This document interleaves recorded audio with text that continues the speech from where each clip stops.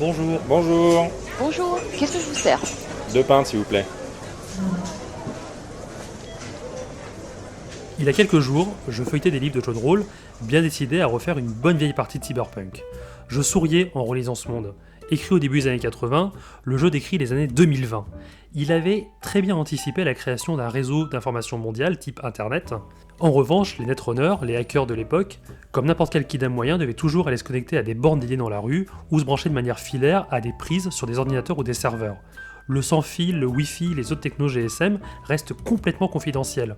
En matière d'informatique personnelle et terminaux connectés, la réalité des années 2000 a surpassé le fantasme de tous les auteurs de science-fiction précédant cette période. Je trouve qu'il était quand même un peu dur avec les œuvres de cette période. Je trouve au contraire que certains auteurs de science-fiction ont vu juste sur plein de choses, que ce soit Asimov qui dans les années 60, lors d'une interview au New York Times, s'était plié au jeu de prévoir 2015. 50 ans plus tard, ses prévisions sont presque sans faute. Entre les rovers martiens ou les communications en visio, il a presque tout bon. Ou encore Arthur C. Clarke qui, dans les années 70, prédit que tout le monde aura un ordinateur personnel pour se connecter au réseau dans les années 2000. Je dis pas que les auteurs de science-fiction sont de mauvais futurologues. Si, c'est ce que tu es en train de dire. Non, vraiment pas, je parle juste des technologies de l'information et de la communication. Ouais, bon, et arrête de vouloir recadrer le sujet là. Mais pour de vrai, regarde les smartphones, les Google Glass, ça n'existe pas dans la littérature d'anticipation pré-années 90. À la limite, Dragon Ball Z avait un peu imaginé les lunettes connectées que portent les super guerriers. Mais les exemples sont pas légion.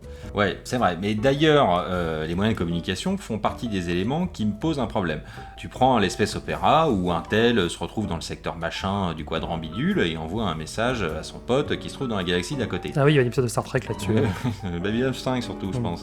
Pas du tout. Personne n'a cherché à expliquer comment fonctionnaient ces liaisons. Tu prends Rosetta, la sonde en orbite autour de la comète Chury. On doit encore attendre un peu moins de 30 minutes pour recevoir ces messages, alors qu'elle est qu'à 500 millions de kilomètres, autant dire la porte à côté. C'est pas vrai, il y a des univers où la communication interstellaire est expliquée. Pense à un objet mythique de la science-fiction en matière de communication, c'est l'Ansible. La technologie a été imaginée pour la première fois en 1966 par Ursula Le Guin dans le monde de Rankou. C'est une vaste écart spatiale où les héros utilisent l'Ansible, une technologie qui permet d'envoyer des messages supraluminiques, c'est-à-dire qu'ils vont plus vite que la vitesse de la lumière, tellement plus vite que la communication est instantanée. Cette technologie, Qui n'est pas expliqué.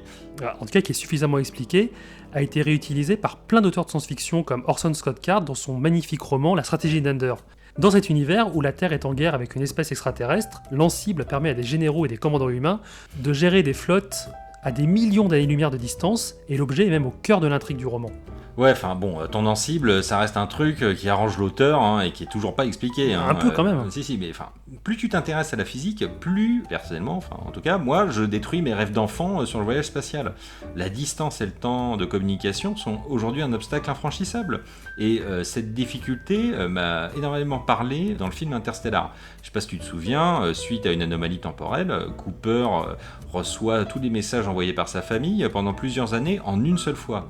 Et au-delà du fait qu'à sa place, je serais complètement démoli, ça montre bien la contrainte des communications à grande distance. Non mais laisse tomber, le vrai problème de ce film, c'est surtout qu'il aurait jamais fallu envoyer des humains pour faire cette mission.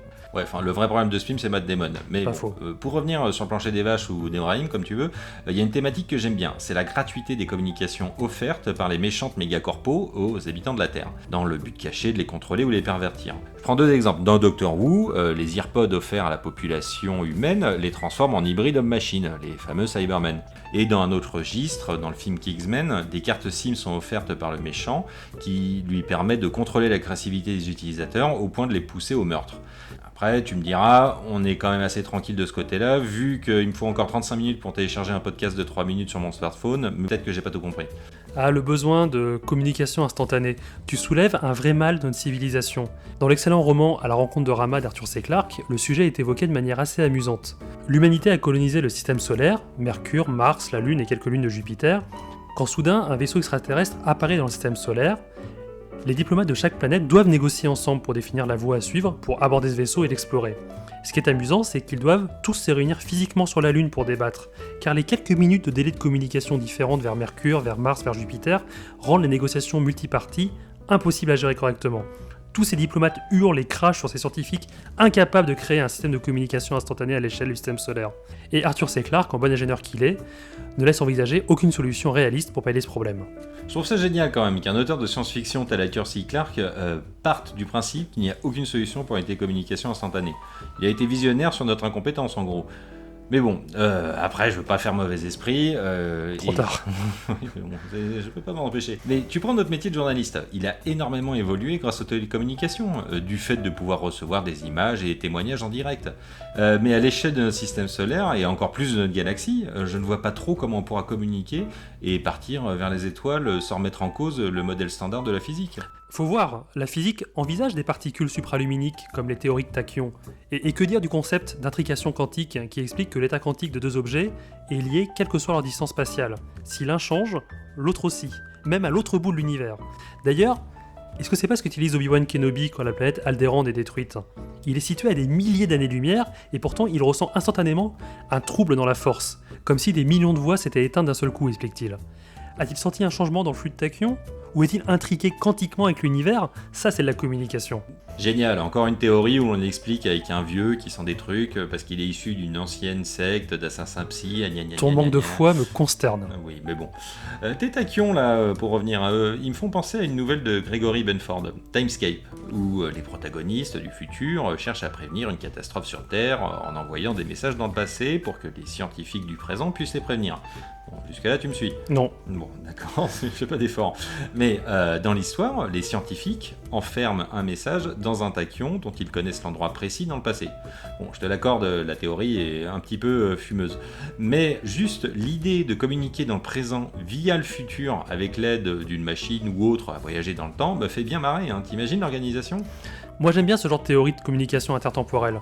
Par exemple, Dr Manhattan dans Watchmen est capable de voir le futur, et en déformant le champ de tachyon, Ozymandias l'empêche d'anticiper le futur.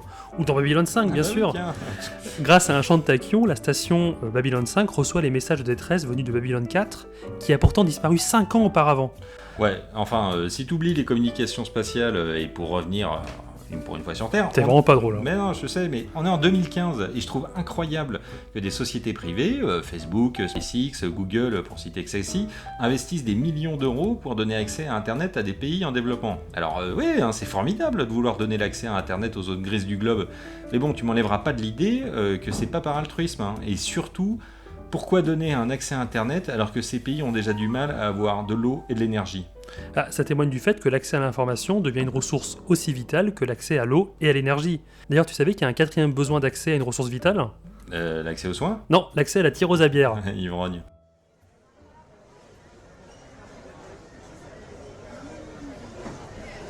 Excusez-moi, on va fermer, je vais devoir vous encaisser. C'est pour moi.